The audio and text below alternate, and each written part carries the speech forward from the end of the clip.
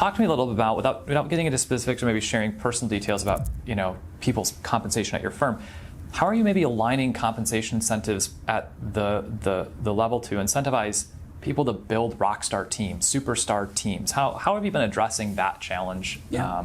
By actually doing it, my friend. That's how. And let me just say, I loved your reference to interdependence, because that is the precise reason why the cliche "fiercely independent" really bothers me. Yeah. We all, if you read the seven Habits of Highly Effective People, Stephen Covey talks about this concept of how we're born dependent, we become independent, and then we make a decision. Do we want to be independent and limit ourselves, or do we want to embrace interdependence and, again, become extraordinary? That's the key. It's being interdependent. So let me just say this, back to your question.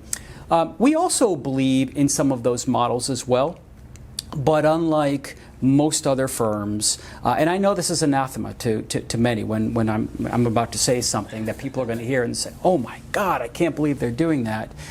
We actually don't believe that the only important people, they're of course critical, are the people who are on the so-called front lines with the clients, the advisors, and those people are critical. We do not do what we do without them. We have to have terrific advisors. But we also believe that the people who are doing the asset management function behind the scenes are also critical, super critical. And we also believe that the people that are running technology for us are super critical, or compliance, super critical, legal, human capital, administration, management.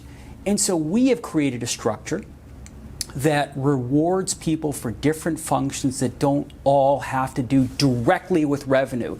Can we all agree that ultimately revenue, sure, is in part managed by the advisory team, but it doesn't exist without an entire company behind that advisory team, not in a sustainable way. And so we have created a broad-based, widely held partnership that's comprised of people from all of those disciplines. And we have a management structure that is comprised from people from all of those disciplines. Are you familiar with the EMyth, Ron? Oh yeah, for sure. It's one of the first books I read when I was a teenager. My first kind of coach slash mentor was a entrepreneurial-minded individual, and yeah, I remember I've probably read it a dozen times in my life, and I see this a lot in financial practices. So go ahead. Exactly, that's exactly right. And I'm mindful of the EMyth as well.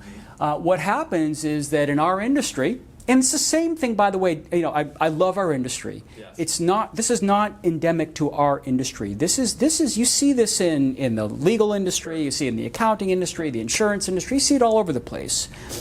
But what you see are people who are wonderful practitioners, and they therefore believe, and maybe people around them believe, that they're therefore entrepreneurs. That's sometimes the case, and it's quite often not the case. And I think that we, as this industry matures, we have to recognize that and look at the other industries. Look what's happened in the law firm space. All the top law firms are now led by non-lawyers. There are people who are running them as the wonderful businesses that they can be, enterprises. The same thing on the accounting side. And I think that's what ultimately we're going to see happen in the financial services industry as well.